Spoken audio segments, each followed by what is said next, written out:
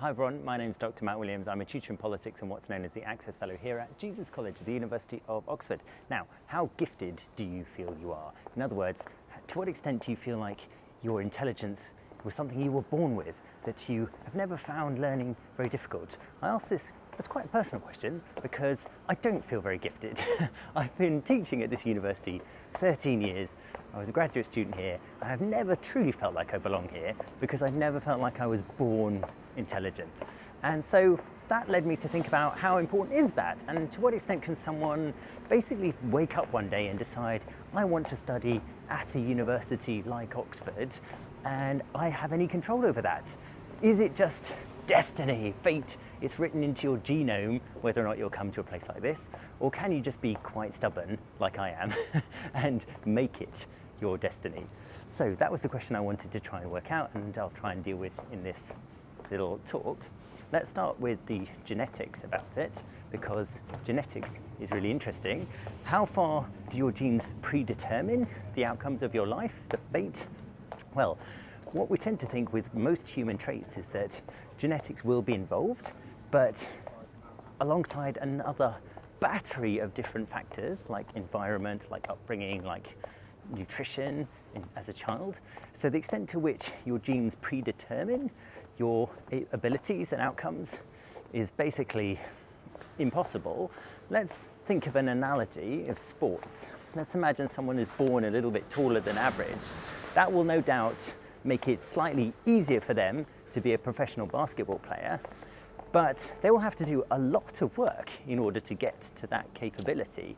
So if you went to a professional NBA player and said, oh, you're just here because you were born lucky, you're taller than average, you did no work, this was all destiny, it's written in the stars, you've done nothing about this, they would, I think quite rightly, be really insulted by that.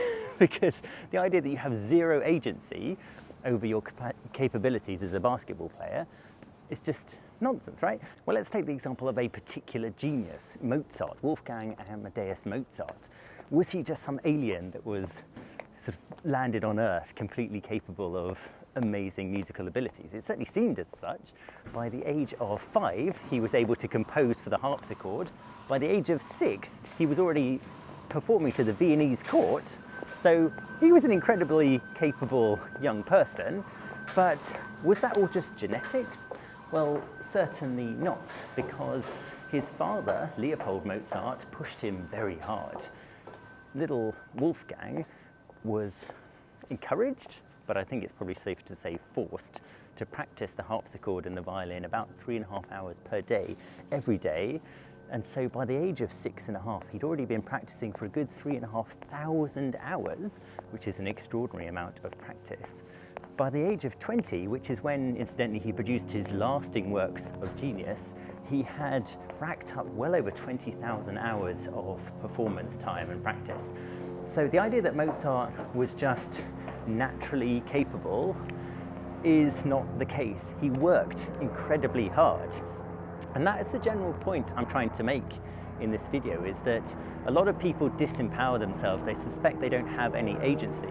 And that was my story for a very long time. The reason I felt like an imposter at Oxford was because I didn't feel like I deserved to be here. I didn't feel like I had any particular agency over how I thought. I thought it was all just written into my genetic code, like some sort of predetermined destiny, some story that I was just destined to play out. But the more I looked into it, the more I realized how much agency individuals do have and how much control you do have. And that if you do want to make a decision like, I'd like to study at a university like Oxford, there is actually a remarkable amount you could do about that. So what concretely can you do? Well, one thing I would suggest is that you mind your language. Be very careful when you say things to yourself like, I can't do maths, or I'm not very good at remembering things, because to a significant extent, those are not predetermined fates, those are choices. Yes, there might be a degree to which you have a genetic advantage or disadvantage in certain aspects of your life and certain aspects of your intelligence. But there's lots of evidence to suggest that pretty much any capability to do with the mind that you would like to enhance, you can enhance. It's not the case, as might be suspected from things like the IQ test, the intelligence quotient test, that we have a very fixed, stable amount of intelligence that is invariant. if you're motivated, if you're practicing, then you can get better. So my second piece of advice is, besides don't say things to yourself like, I can't do maths, you also need to be careful with statements along the lines of, I'm going to work to get better. I would sort of strip work out of your vocabulary, because one of the things that, looking at people who have made major contributions to the intellectual life of this world, is that they don't work very hard.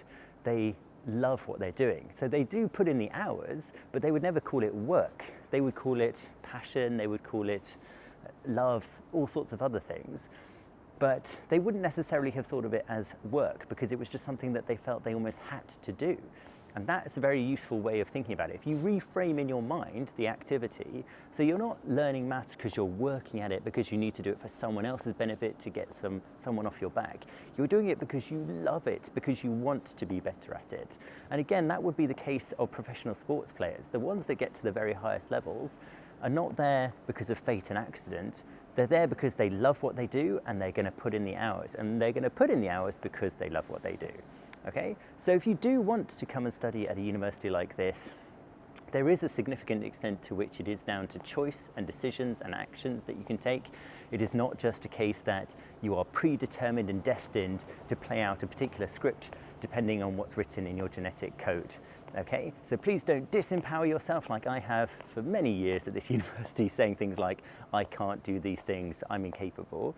Because actually a lot of that's to do with choice. And if you make those choices about joy and passion, then you're much more likely to take them. I hope that makes a bit of sense. If not, let me know in the comments. Thanks so much for watching. I'll see you next time. Cheers. Bye.